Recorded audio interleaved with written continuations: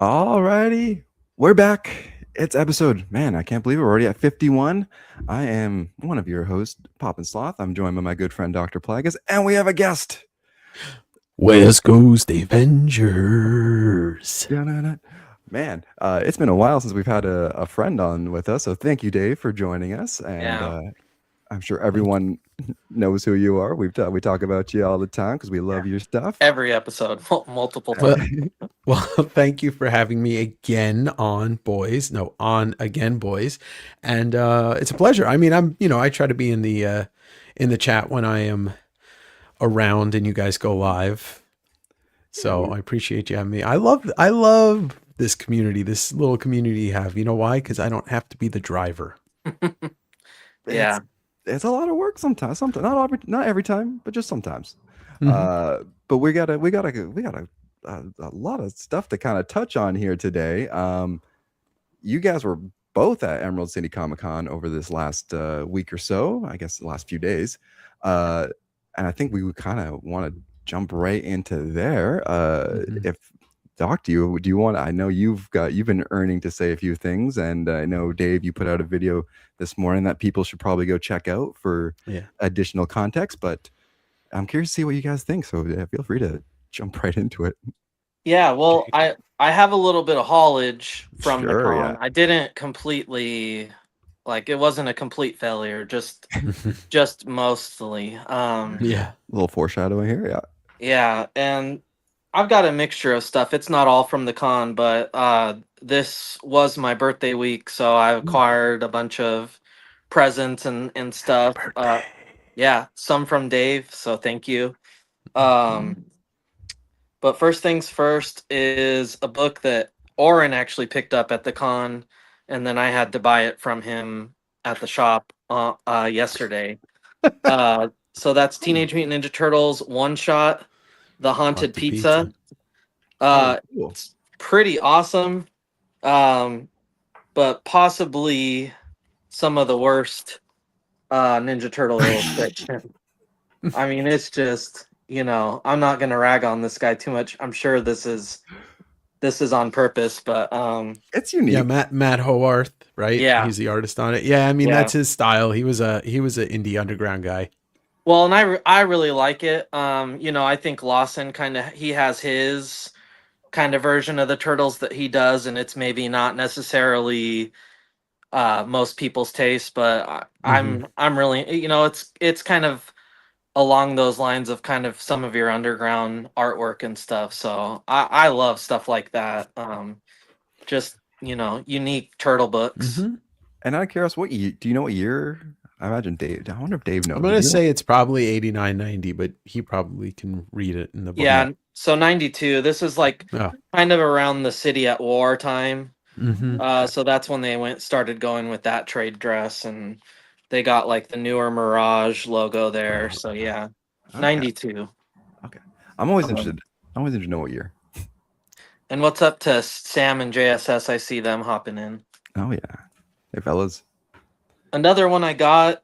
This is part of I think Volume 4 Usagi when they went on the IDW run, but Mm, this is Stan Mm. Sakai homaging Frank creepy. Frazetta. So pretty cool, kind of I've glary never there. seen that before. That's a great cover.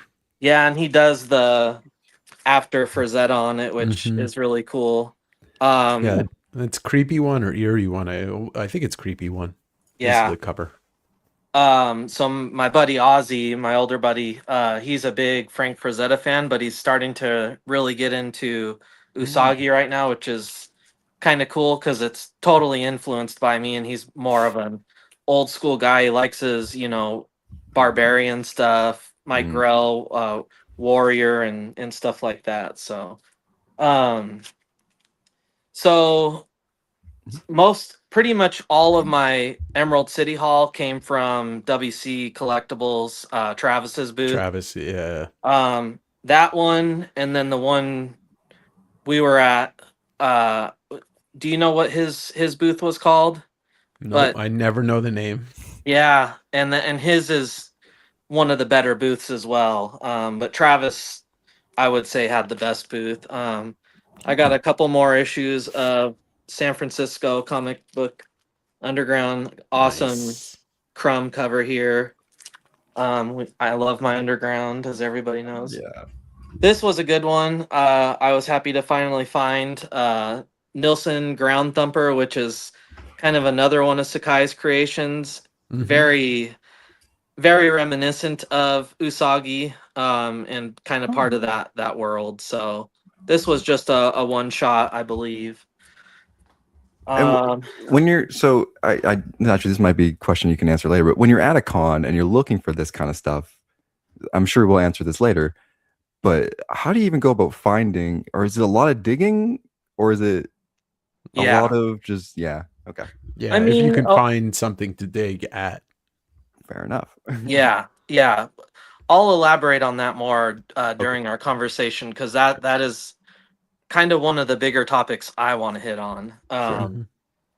Yeah, because well, I'll go there later. Star Wars Tales Oh yeah. #9. This issue's awesome. This has a battle between Vader and Darth Maul. Really cool. Hmm. Um, I don't know why I put that in there. Um, so I was gonna potentially crack this out live on the show, but I think we're gonna already get a little edgy here tonight, so I'll hold off. But I got this off of a buddy. It's the first Todd McFarlane cover art on Hulk, and I just loved the color that he used for the signature. It really goes well with the Hulk, and then Homeboy's suit there and the trade dress. So Mhm. I kind of had to have it, and it wasn't an extremely high value book, so And it has a not the best grade. but So. out of why? What's the reasoning for cracking it open? If you don't mind me asking, Um, just well, feeling it. first of all, I collect the Incredible Hulk Uh, Volume 1 run. yeah, And I actually, when I saw he had that, I actually needed the book, mm. and so I want to read it actually. Oh, okay, And pretty much all of my autographs are raw except for two, and they're 9/8, which is kind of my criteria if I am gonna have a slab. sure. It's got to be a 9/8, especially a more modernish book. I mean, So it's got to be a roo-doo-doo. Gosh, yeah, how do you guys do it? yeah, and yeah, I don't know. I just feel like I don't want it in there. Fair enough. Fair enough. Yeah. Whoa. So Yeah. They don't owe me a Coke. who we got? Oh, we got some more people. Hey, Kate. Good to see you. And Jim, Sequential Sequential Treasures Treasures. How's it owns going? a Hulk McFarlane page. Uh, slide into my DMs, please. Jim, I did not know that, and I've seen some of his original art collection, and I would really Is that who you told me about? yeah, him and his wife brought in like their portfolios of original art, and Mm-hmm. it was one of the funnest Yeah. experiences. You're gonna have to slide into my DMs there. Yeah. Um, we're gonna have him on soon. So he actually ran Oren went with me to Emerald City, and so Jim actually ran Yeah Comics for the day for Oh, him. cool. And he That's made a sweet. video of that. It's on his YouTube channel. Um so prior to Emerald City, Dave went to OAX, which I spoke about last episode, and I had given him a couple of books to get signed for me. One of those was Sean Crystal's Mm. 1 in 50 ratio on Absolute Batman #10. And I love the dude, Oh, but hands down one of the worst autographs that I have in my Oh, collection. me and Kennedy mocked him at the show about that autograph. Yeah. Yeah. But he could probably sign, a lot of books in a short period of That's time. true. That's true. Oh, my new Soggy poster. I think it's right there, Jim. Oh, I see it. There it is. Yeah. So Jim found that for me. Jim seems like a good guy who should be Oh, sliding into my DMs about that Hulk page. yeah. Yeah. Another book was my Grendel #1, oh yeah. signed by Matt Wagner, and you almost wouldn't even know that was signed. I really appreciate his placement and Mm. making it kind of look like it's part of the cover. Because sometimes I get books signed and I'm just like, well, I'll show a really good example of Oh, I know what's coming. I know what the what's coming. fuck did I do, man? So I had an issue of Batman Legends of the Dark Knight Halloween special that was signed and remarked by Tim Sale. Oh, I Jeff don't know Loeb, what this is going to be. Oh yeah, God. Jeff Loeb was the writer, and I just thought, what a cool book to get double signed. And if he could do a remark, it'd be pretty sweet if he could. And while I really appreciate what he did end up doing, because it just goes so well with what Tim Sale did, I kind of look at this book and just like, I fucking ruined this thing. No, no. Um, so that's where he chose his signature. You Right. got Tim Sale, and then you got his remark, Yeah. and then you got Jeff Loeb doing a Joker. Oh. And so, I mean, Um. it looks like my fucking kids got a hold of this thing. That looks like was it Tom King or what's the other Tom? Oh my gosh. They were doing those covers. They had like DC put out official like April Fool's variants Oh that look yeah, Oh, like I the remember yeah. when child. that came. Yeah. You can really tell that Jeff Loeb is a writer and Yeah. not an illustrator. Yeah. I A word of the wise to every person that goes to conventions out there: never get a writer to do a remark unless that writer is an artist like Danny Warren Johnson or something like that. yeah, yeah. Like, Well, don't give Chris Claremont any runway to do a remark. shit. Yeah, I got a good Chris Claremont one coming up too. So I All got a right. couple awesome books signed by David Finch. Mm-hmm. Kind of cool little side note on this. So this was my first choice. Yeah. And then Classic. I was like, I don't know when I would see him again, and who knows. I'm gonna look for maybe one more book to get signed, and this one really stood out to me. I Mm. didn't know. Well, I did know. So Finch does I think it's a weekly live stream where he's Mm-hmm. illustrating on his YouTube channel, and I never realized. But his YouTube icon is this cover. So Oh, cool. I don't know if that means he really likes it, but this is one of my favorites by him. So Hell kind yeah. of cool. Um, Yeah, I got this double signed. Jason Aaron on the writing Mhm. and Art Adams just on the covers. I was a big fan of this story, one I go back to often. That was my one choice to get signed by Jason Aaron. What a Fantastic. miserable experience, though. Oh Really? no. I have a theory about him. He's a big time writer, popular guy, but I don't think there's any justification why his line was packed out all day long and like Mm. Chris Claremont's wasn't. There were times where you could have walked right up to David Finch, and I figured it out when I was waiting in line for him for almost an hour. He's a talker, and I Mm-hmm. think that Ah. he occupies like 10-15 minutes from everybody to keep Mm. his lines looking long. I'm convinced he's got like some ego trip thing going on there because he I could have don't know. I run. mean, I don't know if it's an ego trip. I think he's just a talker. I mean, writers are Mm. writers. Plus, I Sure. think the other thing is he's on Absolute Superman right now. So, Yeah. Mhm. and that was the only, I think the only artist on a main Absolute book, or a writer, or artist, I should say, on Mhm. a main Yeah. Absolute book that was at the con. Maybe And every minute that went by, I just got bitter and created something in my head. It also didn't help that the guys before me had 39 books to get signed by him. Jesus. Clearly, like some whatnot dudes, ugh, those guys whatever. ruin conventions. Yeah, they kind of ruined mine a little bit. Mhm. So I had this issue. We're not even going to be able to see this. I can see it Uh, signed by Jim Lee. yeah, and so I got it signed by Chris Claremont. Oh. The signature got screwed up. It was still wet when it went in the back bag. His ink like leaked a little bit, so it was thicker than I realized. That's what she said. Lastly, anybody who has been watching, at least for the last month or so, that I've been talking about Emerald City, I was really going for one Hmm. book in particular. Mm. And that was to get my double remark done by Maria Wolf. Talked about Mhm. this several times. I was gonna have her do the mic drop Mhm. on my MF Doom. Mhm. Uh yeah, I forgot the book. Oh my god. It's still He on was my so wall angry. He was over so here. angry. Yeah, it never left.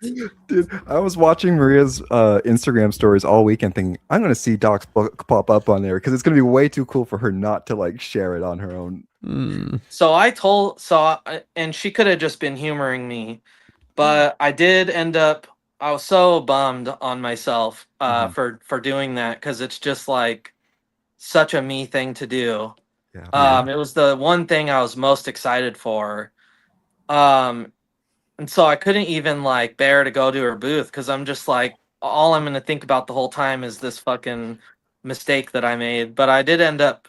I wanted to know if she was gonna be at Rose City so that I could do it then. Mhm. So I went to her booth and asked her, and she's not going to be at Rose City, but she assured me she'll be at Emerald City next year. So I might be going next year just for that sole purpose. But I did end up picking up her Woo. awesome variant Hell yeah. for um, Mhm.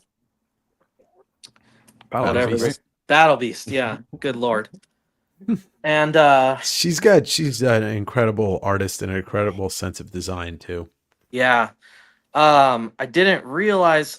Okay, we might this might be hard to do. Um, Gosh. So you took a picture with two other guys, and you were kind of in the middle, and the one guy Mm-hmm. has a cane.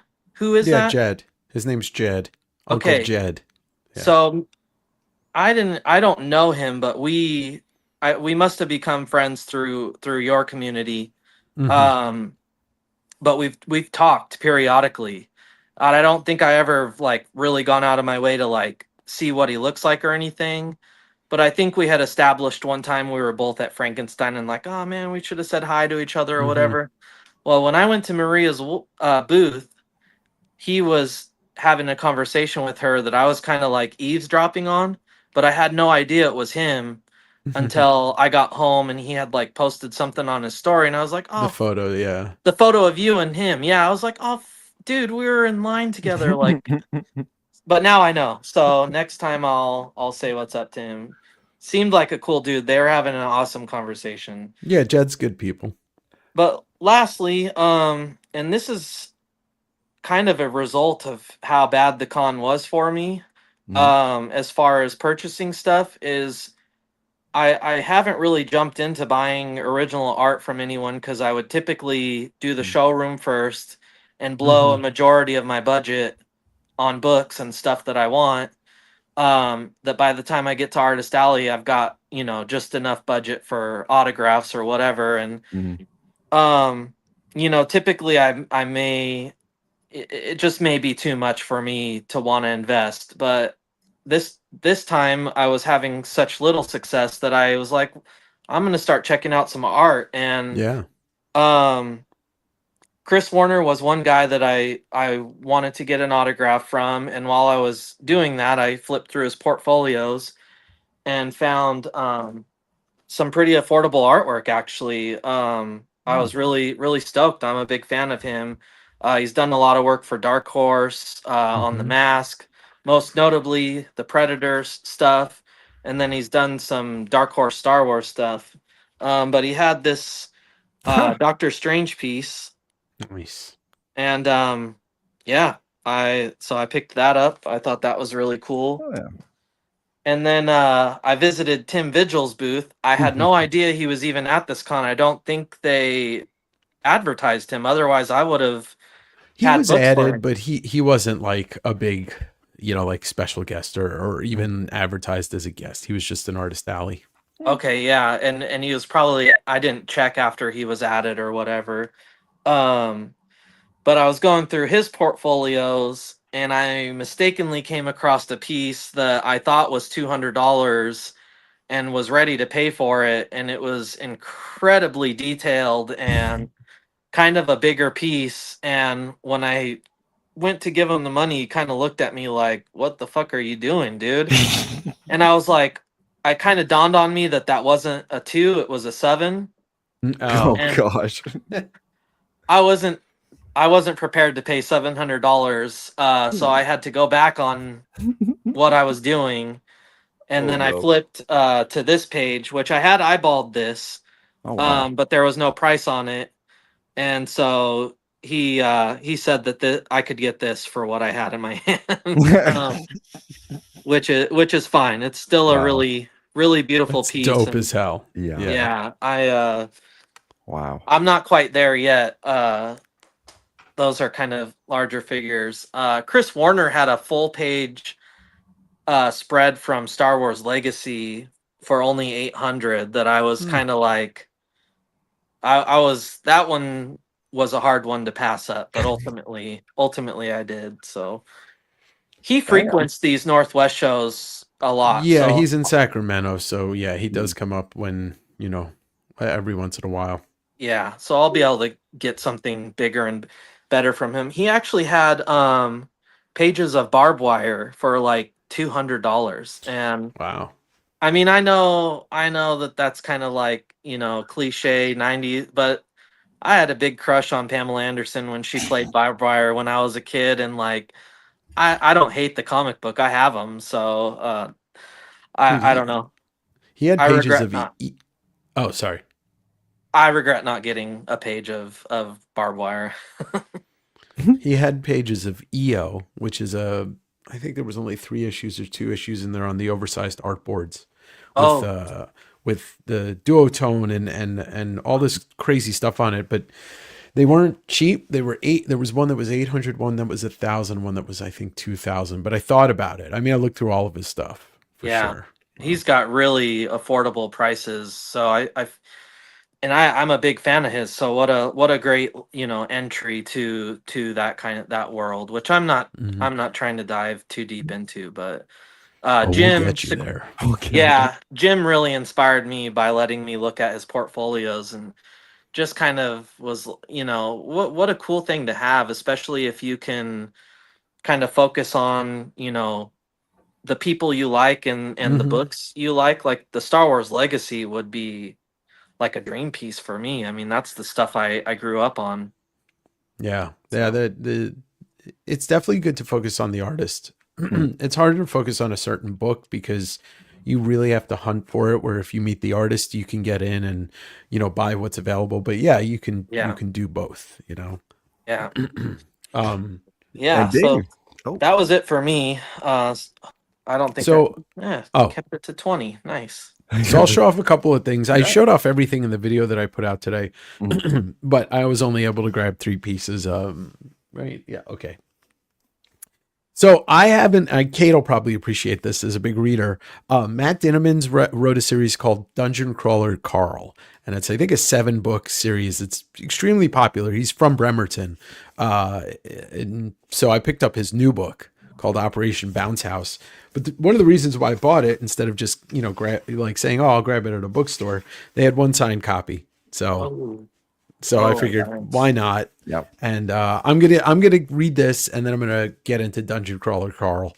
And I have probably an in to get him on the podcast, so I want to read some of his books and then have him on the podcast. Oh, nice. Yeah. Yeah. Yeah, Jason Sean out. Oh, Kate's a yeah, fan. Yeah. yeah. It seems to be a really popular series. That's I think people started talking about him on Threads, and I think that's one of those places where a lot of people share their love for those books and for him. Mm, And because he's from Washington, it would be a definitely good thing to have him on my podcast. yeah. So Jason Sean Alexander was there, and I wanted to meet him because he's good friends with most of my friends. Like he's friends with Wayshack and Jim Food and Alex Party and stuff. So he released this book last year via Zoop, crowdfunded Scrooge, and it was something that he had started years and years ago. I want to say like 10 years ago. And Oh, then one wow. day he just found it all and he's like, yeah, I think it was his wife that convinced him to put it out. And I mean, he makes, Oh my he's God. an amazing artist, Wow. an amazing painter. he had a huge run on Spawn for years. So I was excited to pick this up. I mean, Oh yeah, dude. yeah, and it comes with Um, this signed print, and the book is signed. Gorgeous. So, and I talked to him about having him on the podcast, and he was totally down. And then, I got a couple of Art Adams sketchbooks, but I don't know where the hell they are. I put them away already.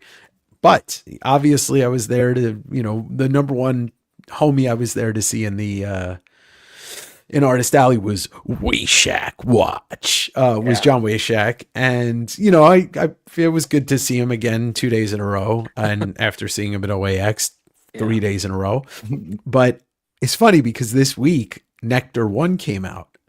And that was not like the new hot indie book. Yeah. But the 1 in 10 cover was done by Wayshak. Yeah. And so I picked up a copy from John, signed it. I couldn't resist. I mean, the biggest regret is that he had already sold the original art before OAX, but he had it. He had the cover at OAX. So I got to see it in person. I've seen his cover for the next 2 issues of it, so maybe I'll have a chance to buy one of those. Wow. But yeah, it was, I didn't pick up a lot. I picked up stuff from certain artists, and I didn't buy a single thing from like a vendor because as we're about to get into it, there was nothing to fucking buy.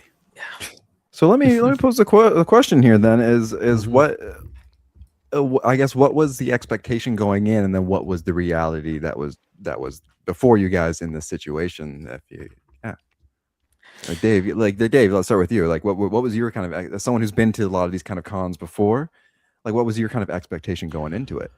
Well, so I've gone this is the 3rd consecutive year that I've gone, and I've gone 5 or 6 other times in the last 14 years. Last year they had Jeff Darrow, which was a big draw for me to see him there. But last year, when you went downstairs to where the vendors are, there were more in pockets of like 3 or 4 or 5 or 6. And there was enough to see that the table that me and Jacob went to together, the one I can't remember the name of, the old gentleman, and the other dude that's like helps run the table with him. I spent like an hour there digging through stuff and purchasing things.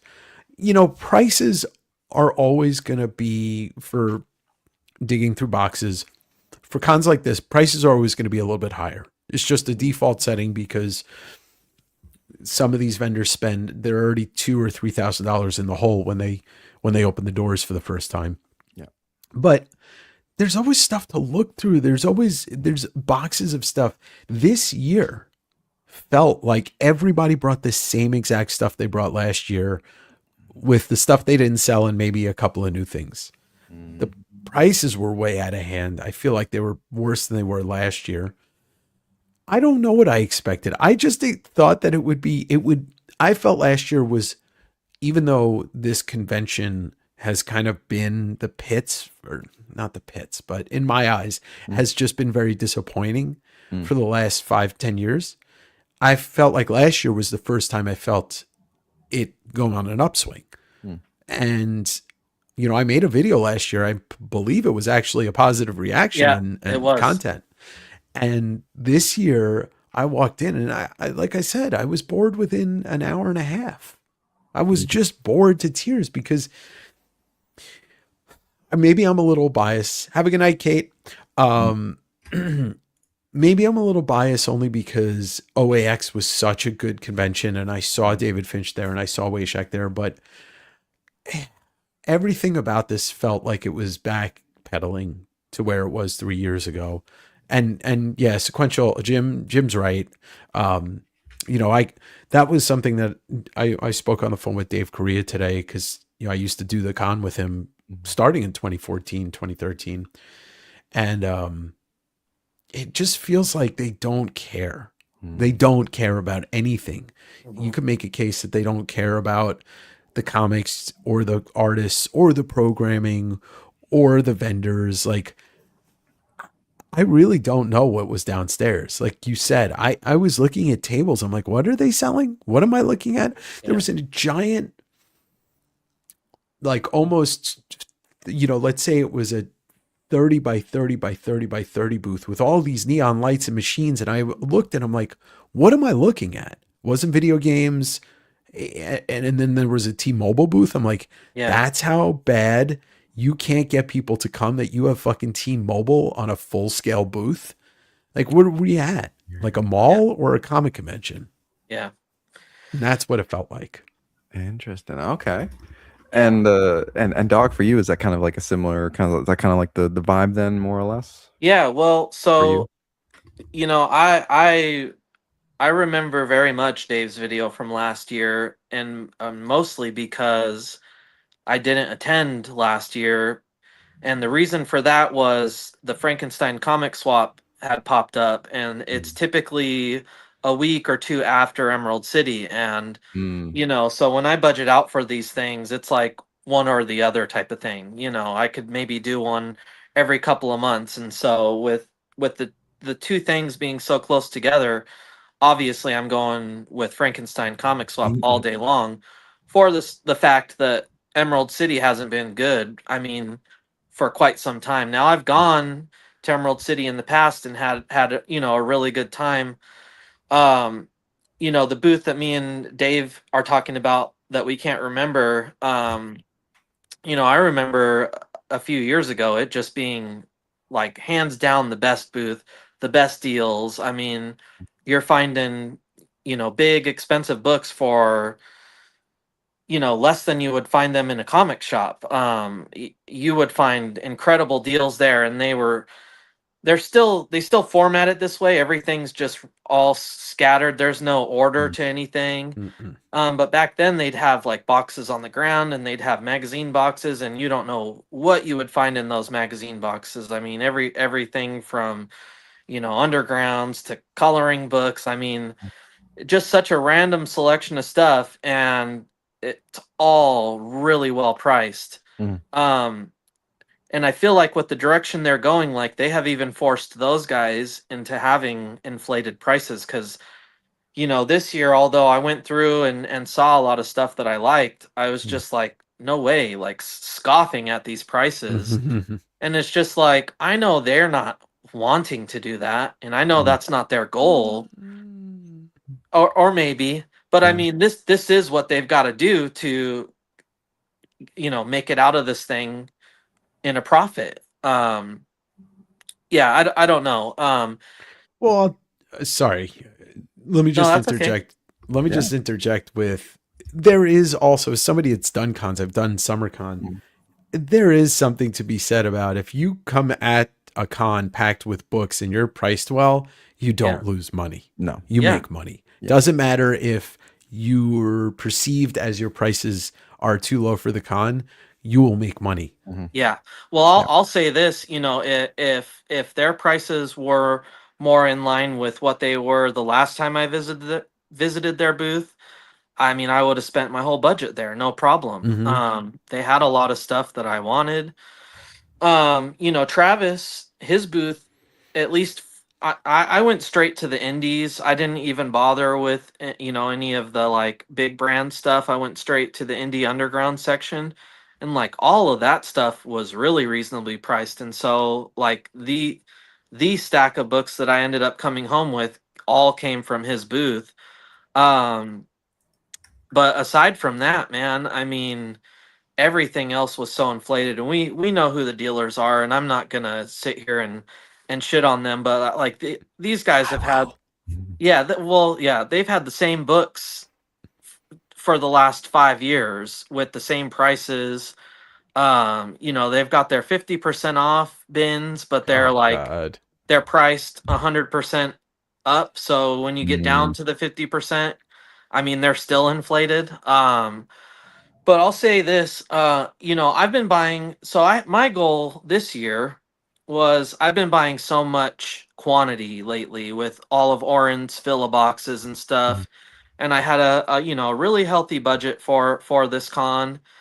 And so I had it in my mind that maybe I was gonna, pick up something a little higher end. Like for Mhm. instance, one book I had in mind was A Caliber Presents #1, which is the Crow's first appearance. And man, it would have been great if I found one, because Tim Vigil was there, which just would have been the icing on the cake for me.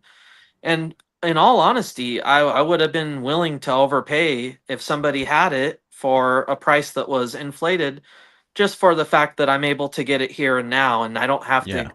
go on eBay.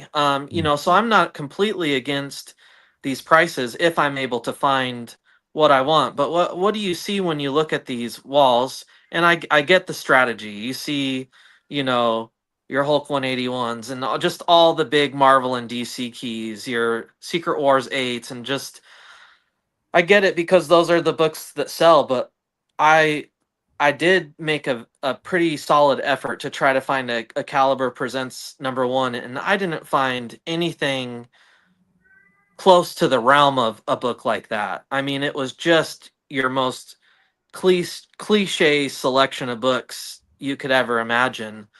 So that was really disappointing, and you know, and then from there, I kind of like changed my strategy to like, you know, underground indie stuff. Not a lot of options there. I found a guy that had pretty much the entire Star Wars Dark Horse collection from when they took over the property to when they lost it. And I mean, like there wasn't a book under $10, which it's like a good chunk of those are $1.50, you know, $1.50 books. So and on top of that, you know, what do you say the floor has? 400 vendors, 300 vendors? Yeah, but let's say between 300 and 400, sure. Okay. So there's not more than 8 comic vendors on that floor. So everything else is God knows what. I mean, like Yeah, Dave that's the said, whole what thing. What is it? yeah. What am I looking at? And so, you know, I'm not here to like shit on that because everybody deserves to have something. My issue is they call this a Comic Con, and there was no comics. And then you go to Mhm. Artist Alley, and this is kind of I'm just repeating a point that Dave made in his video, but you go to Artist Alley, and it's kind of almost the same situation. You've got your comic creators sprinkled in amongst all these other different types of creators, and that's all good, you know, because you know people are into that, but there's really nothing about this con that is comic, you know, comic book. Well, so let me. So I hear what you guys are saying. I hear you 100%. But now I'm kind of curious. Like, what about it was successful? Like, I don't want to focus. It was nothing. Okay, that's it. Nothing was I okay. got to see my friends. Yeah. Yeah, Cool. Cool. and that Okay. So, yeah, that right there. but I could have done that anywhere. I Mm. could have hit up Jacob and be like, let's just go hang out and fucking, I don't know, Go to somewhere Ancient. Yeah. off a 90 or let's meet up at Snoqualmie Falls and hold hands and watch the waterfall. I don't know. you Yeah. know, Okay. So you know, ultimately, there was really nothing. And again, I'm just trying to get the picture because I've never been to a Comic Con. I've been to toy shows, smaller events, uh, but just really nothing of this event particularly just felt like it nothing was felt special. okay. Yeah. Let me Yeah. say, this, it's something I mentioned in my video, but 2017, hmm Emerald City Comic Con hosted the 25th anniversary of Image Comics. Mm, Okay. Not only did they do an event at the Showbox, yeah. but they did a full panel at ECC. The only one that wasn't there was Jim Lee. Kirkman hosted it. The entire, all of them were in attendance at the con. Yeah. So much so, like I took a photo with Todd while he was walking around the floor. Mm, Like there, and I remember the image booth, which was probably, a 30 by 30 by 30. mm, Uh, Next to the image booth, Jeff Lemire was signing at a table. Like that's where he was chilling. I mean, there's very easy fixes for something like this. mm, First, and I made a bunch of these yeah. points in the video, but there's even more. Mhm. First of all, where the fuck is your manga presence? The most popular comics in the world, and there was no real presence for manga. Wow. There was, like the publishers weren't there. There was no manga sellers. There was a couple of people brought in from Japan. There was Toshio Maeda. There was Gurihiru and one or two others. Was like Viz or Jump or anybody at? No, none of that. Okay, so you're immediately saying to the young comic readers, not us, not me. Yeah. You're saying that the young people like, oh, it's not that important. Yeah. You don't bring in a current real superstar creator. Like Yeah. David Finch and Jason Aaron are the closest superstar creators that are currently working. Chris Claremont doesn't do anything anymore. Art Adams is so infrequent that you can't call him a superstar creator for most people. Mhm. But why are you not shelling out some money to bring, like, you used to, we're not that far off from when they used to bring in huge talent. I mean, the Image founders are nothing to sneeze at. Yeah. Robert Kirkman's nothing to sneeze at. Like Otley was, oh no, Otley was at Ace Comic Con the last time I saw him in Seattle. But yeah, why aren't you shelling out some money to bring in like Nick Dragata, Scott Snyder, DWJ, Dennis Camp? I know you can't, like Peach probably isn't going to do an American Con in a long time, so we can, you could say, all right, fine, she's not going to come. Alex Ross doesn't really do cons anymore, but there's just a little bit of it. But the layout of Artist Alley is really what suffers for people like me and for Jacob and for, it's like, how are you laying this out? Mhm. They did it. We lost him. It's my show now. Yeah. Well, yeah. He'll come back. It happens. They keep the authors in one place, and they used to have it a little bit more laid out because, like, a Comic Con is speaking to the niche, right? Like, if you're into fantasy authors, or you're into painterly artists, or you're into, the kind of like Jim Ballant, Stephen, Brian Polito, Lady Death, that kind of bad girl stuff. Yeah. People want to go see that stuff. So put people in like places, and you're going to make more money for the creators and whoever's exhibiting. Yeah. And they just threw that all out the fucking window. I mean, first of all, it's spread into two buildings. It's just such a mess, and they don't have even respect for the people that are paying to exhibit there. So I don't ever expect we're going to see respect given to the attendee. Yeah. Right. Well, and I'll say it's sad that my positive takeaway from it is, well, at least they had these handful of guys, because you almost expect them at this point to not even have them. And really, at this point, the only reason I entertain a con like Rose City or Emerald City is for the fact that, we don't have a lot of options within the Northwest to meet some of these creators. Your Chris Claremont, in the past, we've had some good ones, and I said in a comment on Dave's video that a few years ago, it seemed like SummerCon was kind of becoming the place for comic creators. They, 2022 and 23, they had some really solid lineups.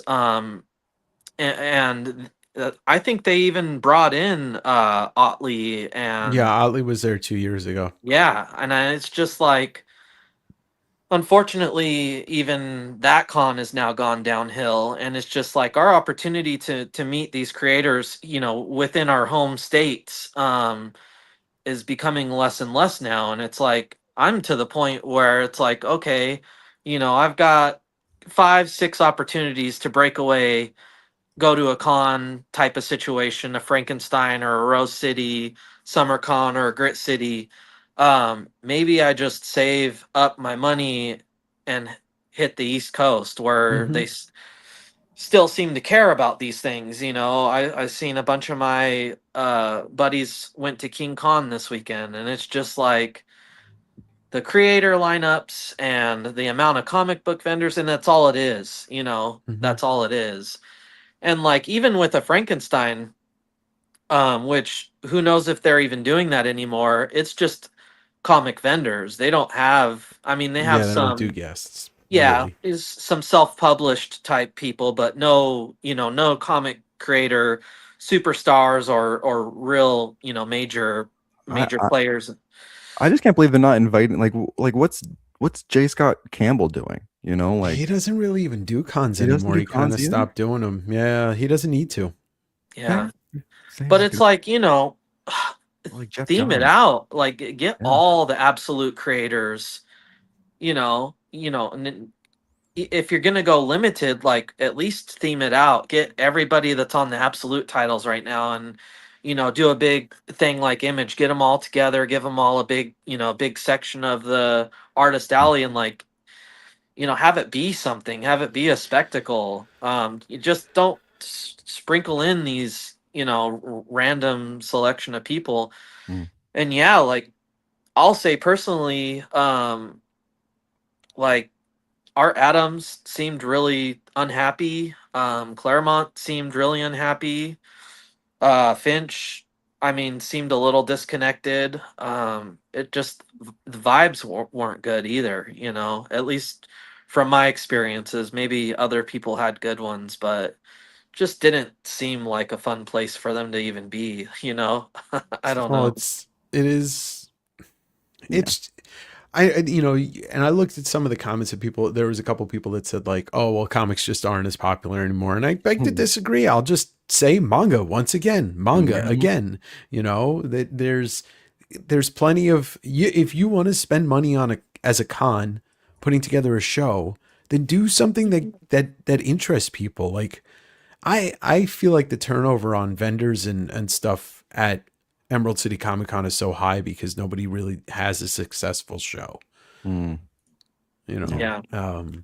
It, And At I this was just point, it's become a, I don't know what you would call it, a pop culture con, and it's a there's shopping nothing. mall con. That's Yeah, all it is. there's nothing wrong with it. There's a guy, you may or may not know him, Joel the Comic Geek, Mm-hmm. and like he loves these things all around. Like he loves comics, he loves all the extra shit. He likes to do the cosplay, and like I'm happy that he's got a thing to go to that has anything and everything that he wants out of an event like this. But like I don't give a fuck about any of that other stuff. Like I just I want to go for the books, and like where do we have here for that now?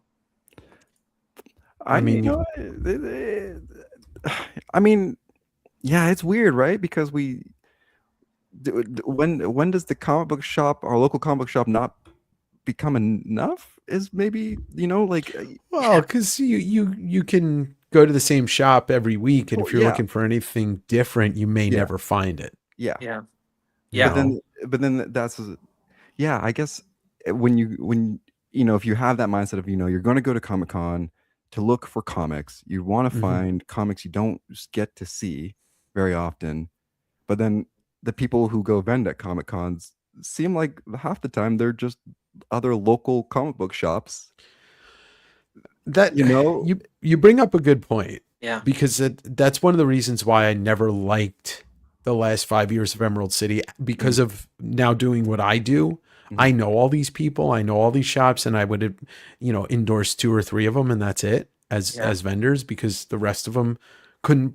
Ray, being dead is hard, but Ray Charles could price a book better than most of these people can. Yeah. You know, and even though like I said, he's dead. Yeah.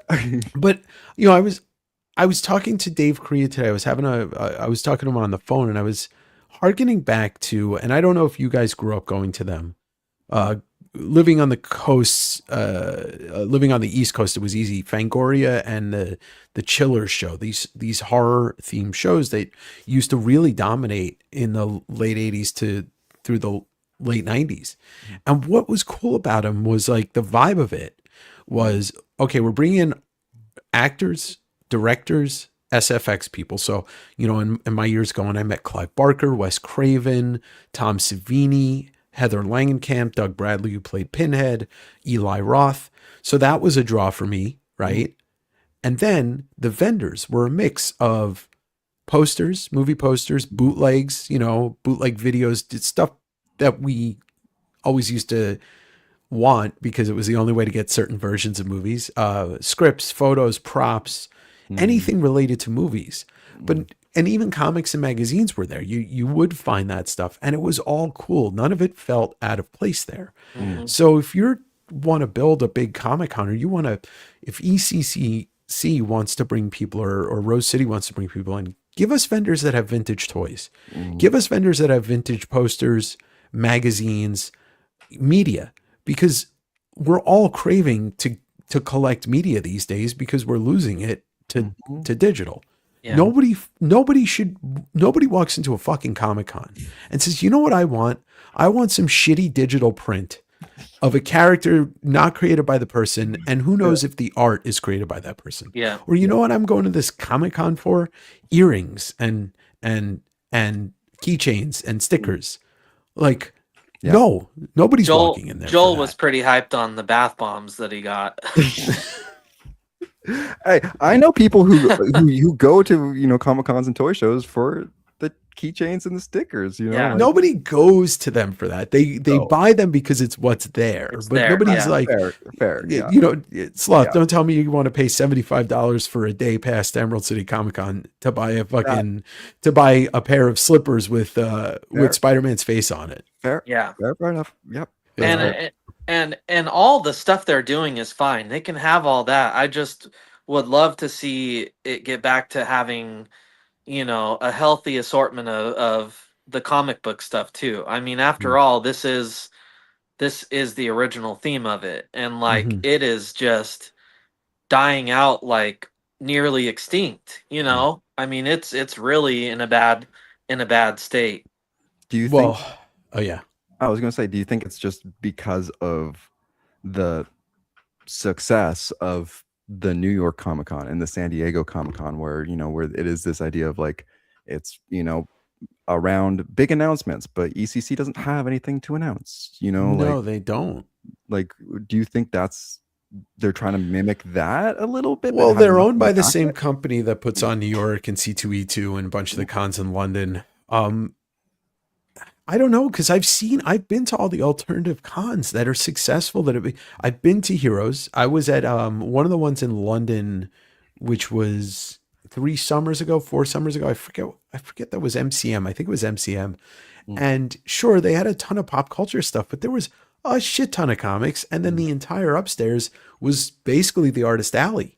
And you're having a I was enjoying it because I was out of my element there and buying stuff. I've been to Tokyo Comic Con, and Tokyo Comic Con is definitely more akin towards New York Comic Con. But at the same time, like the Hot Toys booth was like, you're just salivating over it because it is that thing that you're craving. The apparel there was actually really nice and worth buying. And the artist alley was vibrant and very healthy with very little trinket shit and mostly art.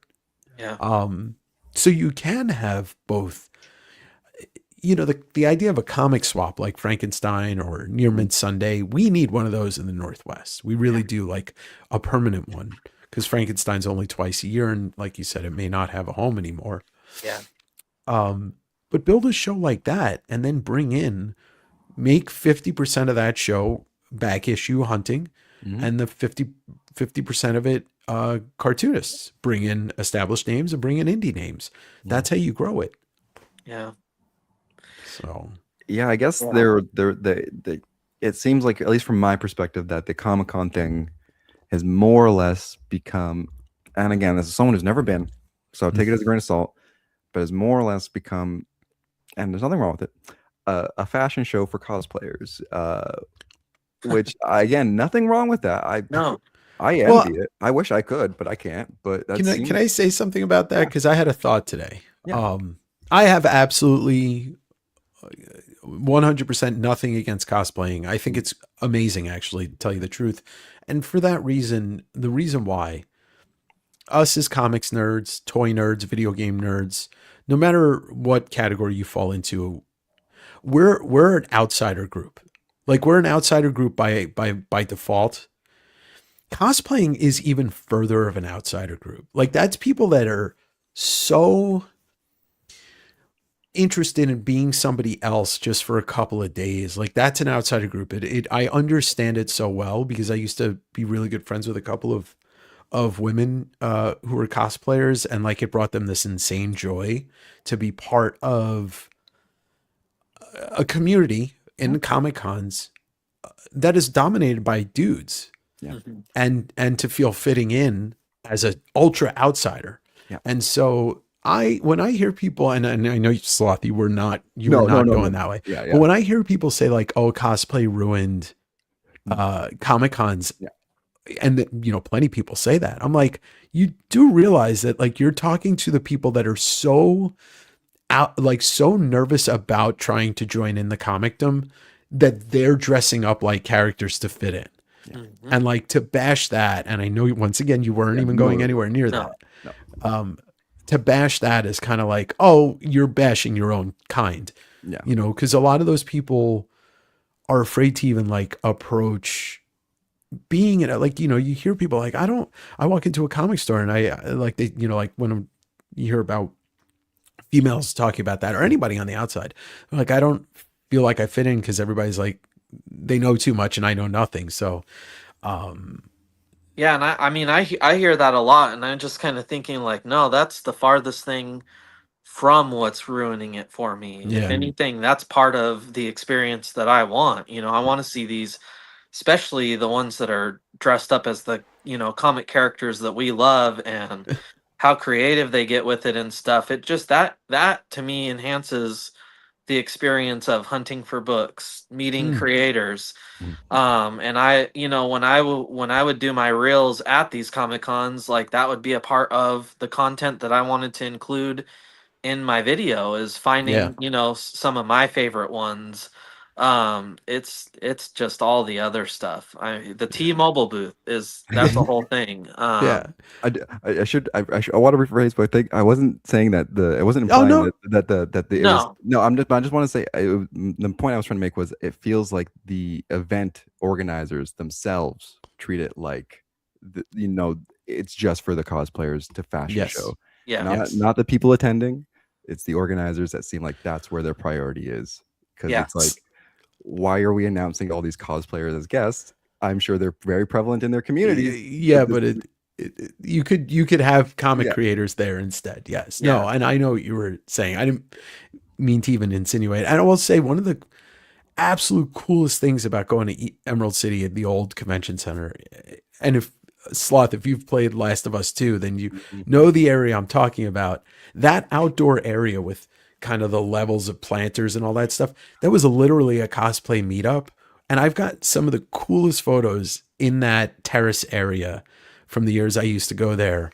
Um, and I kind of missed that this year because I didn't see it. And I'm like, because Seattle's a city that kind of excels at outsiders. We're really, Washington in general, the Northwest, because we're indoors so much because of the weather, et cetera. Everybody's, their own person. And, but yeah, it doesn't make sense to make that a highlight of the show. It's just a byproduct of the show. It's like people are walking around in costumes. So, how do organizers make their money? Is it mostly from ticket sales? Hey, it's from the ticket sales and the celebrities. It can't be from the dealers. I mean, well, of course they fill it up, Mhm. but it's got to be from ticket. I mean, how much was the ticket? 3-day ticket for this or 4-day ticket? It's Was like probably got to be $250. Yeah.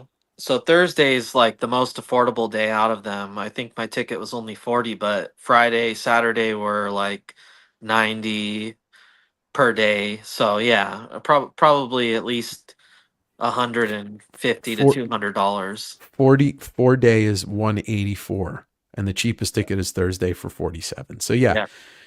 if you, yeah, yeah, there's your money. There's a bunch of money right there. But then the celebrities, Yeah. even if they get 30% or 40% of what the ticket prices for the celebrities are, that's a shit ton of money because they know that's how they're going to sell tickets. Because they designed it that way. They haven't, they changed the design of the thing. So that's how they make their money. And it just, it's so boring. Yeah. Yeah, I mean like Rose City last year I did it, and it was kind of the same thing. I struggled. I actually have this thing, and I did it with Oren when we got there. I was like, man, it's always year by year. I always find it very interesting to see how long it takes me to find a comic book booth. We get here, we get on the showroom floor and the clock starts ticking, and like I remember last year at Emerald City at Rose City. I mean, it might have taken me 30 minutes to find a comic book vendor. How the hell?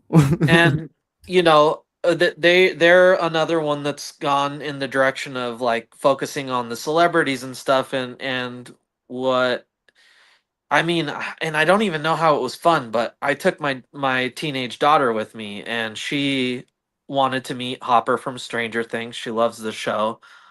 But I mean, she spent her entire day in that line Mhm. for, a 30-second chat with him and an autograph for like $120. And then, I mean, she had the time of her life. It was 100% worth it. Mm. But I'm just like, ah, man, I just don't get it. I don't see how that's not it. That's not it, man. I No, well, I like know. even as someone who's never been, and even just having to wait in line anything for an hour seems like I'm only there for 8 hours of the day or whatever. Like I Yeah. don't want to spend 2 hours waiting in line for a 30-second conversation or whatever it may Yeah. be. So is that typically? I'm assuming that's something you guys avoid like the plague then when you go to these kind of things. I've stood in some Okay. pretty gnarly lines in Yeah. my 30 years ago in a cons, Yeah. 35 years ago in a cons, but these days I did 2 years ago at Rose City. Uh, I love Rosaria Dawson. I've met her so many times and Ah, she's lovely. And I wanted a picture on the podcast. So I was like, you know what? Let me get something signed and then I'll just ask her when I go up to her. What's the Yeah. worst that could happen? She'll say no. And so I got a Sin City book signed and she was like, I stay away from doing podcasts because I talk too much. I'm like, yeah, I'm a New Yorker. I know what that's like. She's like, you get it. So then, it was a nice interaction. I'm okay with it, but also at the same time, like I'm a 40 something year old man at the time. Like I know what I'm getting into. I know what I'm spending. None of it was like, oh, I can't do this. mm, Yeah. For a family or somebody that's younger than me that doesn't have the budget I have or can't just waste some money to pitch somebody on a show, like that's not an easy thing.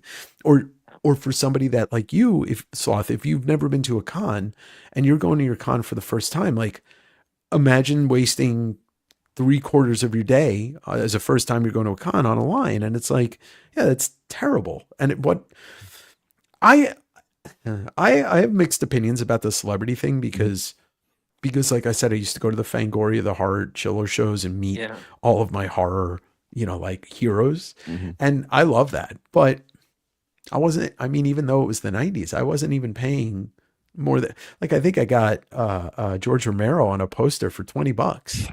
And it's fucking George Romero. It's Yeah. like,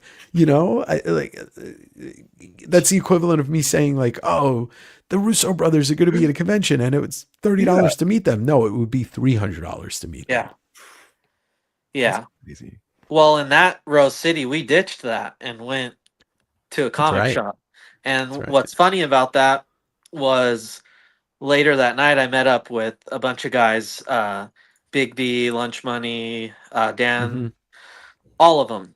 There was like 6 or 7 of us, and so we're all, they're all YouTube creators, so they were all recording everybody and their haul from the day, and so like, they're all showing off what they got at the con, and like I showed off a healthy stack too, just like I do at the start of every show, but like none of it was from the con. It was from It was all from us ditching the Excalibur con and and going to Fallout. Fallout, yeah. So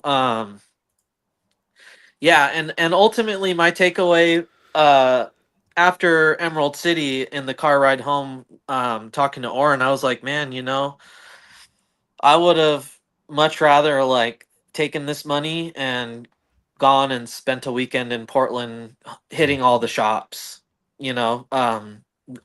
The best comic city in the Northwest, hands down.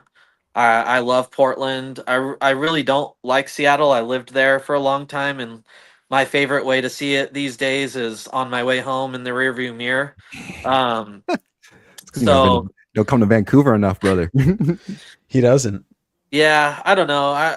I really enjoy Portland as a city, and Oh, I like love yeah, Portland. just so many shops. Dave's highlighted most of them on his channel, and yeah, I just ultimately would have rather done that. I mean, meeting the creators is a lot of fun, but it's not a necessity by any means. And It's ultimately, fun. I Oh, I think I'm gonna, maybe just look into hitting up one big East Coast con a year and just trying to, find one that has a awesome creator lineup and just stop wasting my time with this. I'll add to your point that when you get into a room like OAX or Heroes or, what I wasn't at IC3, but I know everybody that was there, or even the Eddie Con. When you get into a room like that, then you realize, yeah, it is a blast to meet these creators because Yeah, like you can always go to a shop, Mm. but you can't go to a place where all of them are going to be and they're selling their books. Like if you could take a magnifying glass to Eddie Con and use that as your template Mm. for a show, it's like, man, I mean, that's what IC3 is. But in a city where there's 15 to 20 shops is the glorious thing because, if anybody, maybe I should make this into a video or a live show one day and maybe pre-write it out. But I could design, if you told me, one of you told me like, oh, I'm going to C2E2. I'd be like, all right, here's where you should go to hit shops. Mhm. Maybe ditch the last day of the con, go to shops. Here's where you should go to dinner. And if you're looking for records, here's where you should go for records. Um, yeah, because there is so much more to going to a Mm. con that's in an interesting city. Like, Mm. if you went to Frankenstein, you get a hotel and the next day you hit the shops, like, you know where to go in oh Portland. yeah, I oh mean, yeah, I cut this bit from the video that I put on the show last Sunday, but or yesterday, today. Uh, but I Yep. did say, like, you're better off instead of going to Emerald City Comic Con. If you want to take the same money you would spend at $200 plus whatever for food and all that, drive up to Bellingham in the morning, go to Comics Place Bellingham. If you can't get over the border, if you don't have a passport and that's too much, then come back down, hit Subspace Comics on the way to Seattle, hit Ancient Comics, and go home. You will yeah, have a better experience of digging for books, those three stores, than you would an entire con. yeah, yeah. So And if you do have your passport, you save a couple extra bucks. You go get those same comics in Canadian prices. that's Yeah, right. There you go. yeah, I Yeah. mean, look, yeah, and I've highlighted a bunch of the Vancouver shops on my channel, and I've eaten my way through that and drank my way through coffee of that. So I could, yeah. Trip's right. West Coast yeah. Comics travel agent. That's me. Yeah. That's me. That's who I am now. It's And gonna I be a got new to, I series. got to meet Trip. He was hanging That's out right. with Dave the whole time. So good to meet you, and thanks for hopping in. Yeah, he's one of the good ones. Yeah, definitely. Um, I have a question for Dave, completely unrelated, but I know you were in Japan in the recent months, Yeah. and I have to ask, did you see the life-size Gundam? I didn't make it over there because that's, the thing is, That's okay. so where that is, Yeah. is really far. It's actually by where Tokyo Comic Con is. And Mhm. when you go out there, it takes like an hour to get out there. And I just didn't have time to break away from the con. I will make it a point this year to go because I can't do 3 trips out and then go to Tokyo Comic Con and not see the giant Gundam and the mall that's attached to it, which has like another Godzilla store in it as well. If he did see it, Sloth, could you have even handled that between his lunch with Peach and the giant gun? I mean, I don't know that you'd even be here if that were No, Yeah. the case. no. Yeah, I would Yeah, have. I would you have would have called. jumped on the back of a killer whale and rode it to Japan. Oh, I would have been so sad. That's some Jeff Darrow shit right there. No, Well, but I I will wanted to go. I will say this: we had a game planned, but I just got a notification that I got like 10% left. So Oh, this guy doesn't even plug his phone in when he Yeah. does his stream. Come on, I thought we were on. I thought you were getting a laptop by now. I know, yeah, we're running real janky on my end here. We'll So, get you upgraded one of these days. Did you guys want to touch on anything else here then before maybe we start kind of wrapping her up? I mean, you know me, I could talk for hours, but I don't know. I don't want to discourage first time people from going to Emerald City Comic Con, but I do want to give people the option that there are better things out there. And ReadPop isn't going to miss you. They don't care about you. They're a pretty nasty corporation to begin with. So, I can say that you can go to Short Run, which is a Fantagraphics sponsored festival, hot off the press. I'm not going to make any promises, but there are several voices in my ears, not currently, but general, that are encouraging me to try and put on a con. The problem is I don't want to do it. I want to design it. I want to produce it, but I have no desire to do the event managing side of it, because I did that for years and it's not what I want to do anymore. But if I can get some trusted people involved, it's something that could happen in the next year. I would love to see that. I would love to see it also, like I said, though, but it's like, I want to have somebody else running the actual production management side of it. I will be the idea guy because that's what I do. No, I think, hey man, manifest it. Let's get it. Yeah. And I can bring the creators in because I know enough of them. So I can bring the talent in as a big part of it. So what I'm hearing is we can't rule out that I host a panel with Peach Momoko on it. We can't rule it out. Yeah. I think you're going to That's have a to learn stretch. some fluent Japanese. Yeah. Well, I can do that in the next Done. year. You are young. Your brain is definitely more malleable than my old ass brain. I don't know about that, but I can certainly watch a lot of anime and pick up a few words. For Peach, anything is possible with sloth. I will do anything for that woman. Well, I'll say, I mean, thanks to Emerald, I got to see Dave for the second time this year already. So we've already doubled last year. But I mean, we really don't need that to have an excuse. But also thanks to you, you've highlighted short run, right? Mm-hmm. Yeah, which is, I really want to go to that and definitely check out some of these more, lesser known things. And yeah, I mean, I won't be. They'll have to really bring somebody in next year to make me want to go. 2 years ago, they had Stan Sakai, and that was like, I mean, that was great. enough. Something like that is enough to make me eat my words and make the trip. But there just really wasn't any. In hindsight, there wasn't anything that I couldn't have missed out on, unfortunately. Yeah, same here. I mean, I probably wouldn't have moved the muscle if Wei Shaq wasn't there.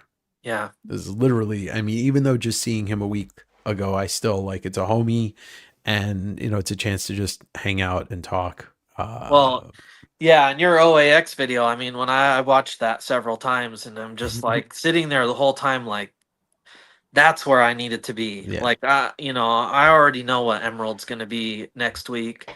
This is where I should have been. This is where my money should have gone. And it's just, maybe that's the one next year. I don't know. But I mean, it's a simple thing. Look, I know everybody's got their different budgets, but you decide you want to go to something like that. You just don't buy books for a couple of weeks, outside of what you're reading. And because the thing is with OAX and even with Heroes, like, you don't have to spend a ton of money to have a good time. Heroes is one of those things that if you want to check a suitcase, bring 60 books with you to get signed. yeah. And then, like, that's all you really need. You get to have conversations with people, and that, in my eyes, really is what you hold on to anyway. All the memories I have from Comic Cons come from experiences of talking to people and meeting creators and stuff.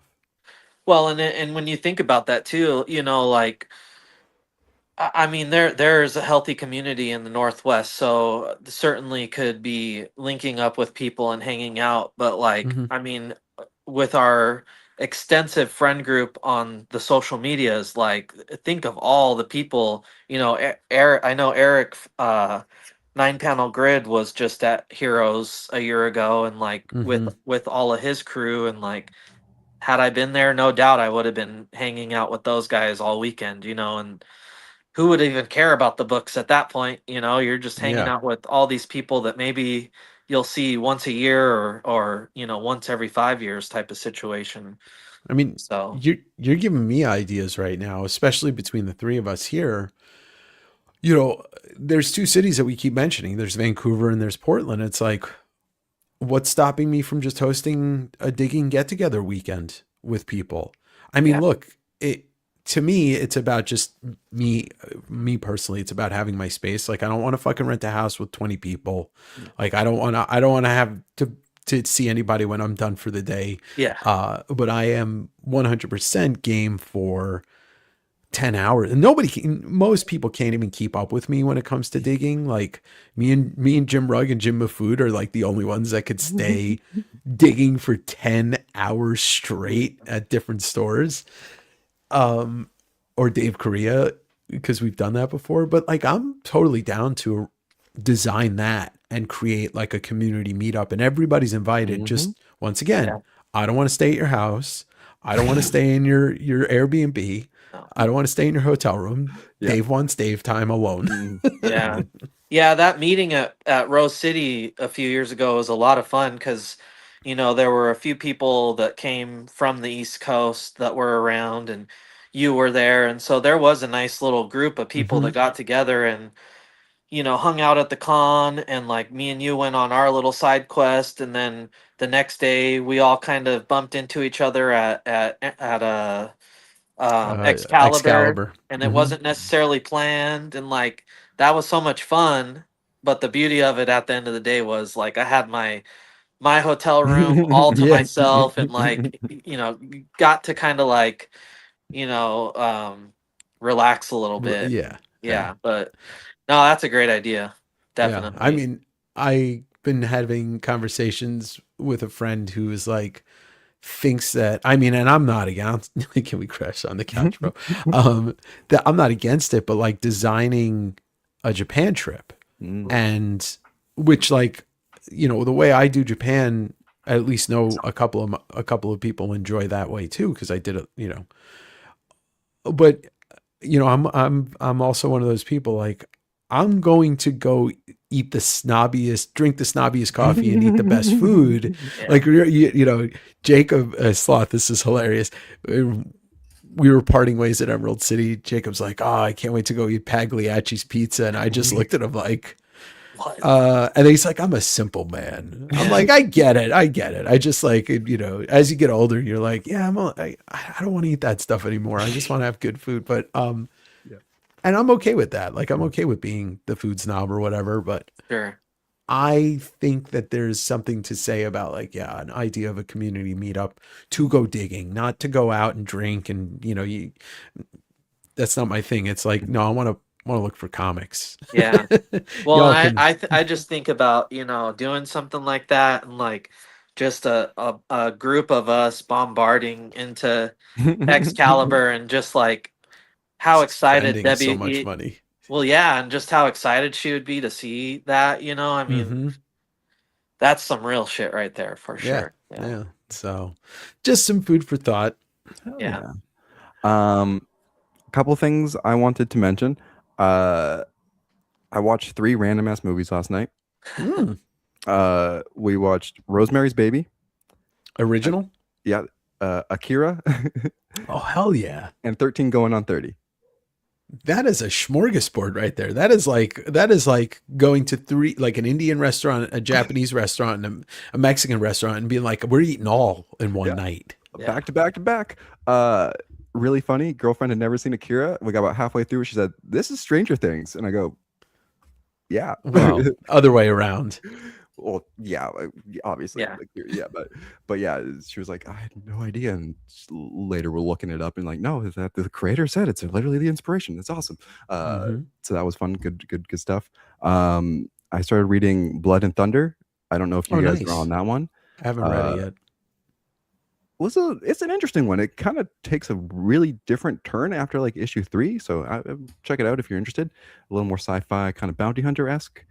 And then the thing I'm most excited for next week is the Gundam base. Well, the Gundam base in Vancouver is going on right now. So it's the storefront from Japan comes over to sick. Is in Vancouver right now. The lineups are crazy. I'm going to go next weekend, and I'm trying to sell everything I own to make money for it. I know we're talking about you don't need to spend money at these things. At this thing, I do need to spend money. That's your thing. Yeah. If anyone wants an absolute Batman #1, Let me know. Now's the time, man. I got it. I need to get some more Gundams. So yeah, that's my little update. The other thing I was going to touch on, but maybe we'll get to next week, is there's a Magic the Gathering Teenage Mutant Ninja Turtle crossover collab, and I think Doc might be in trouble with that. So there's Usagi cards. Yeah, I know. They look really good. I know. I saw Stan Sakai's been posting them. What a fun thing to have signed too. And I'm assuming Stan did the artwork on those then. Oh yeah. Damn, crazy. So I think we might take a little bit more of a look at those guys next week.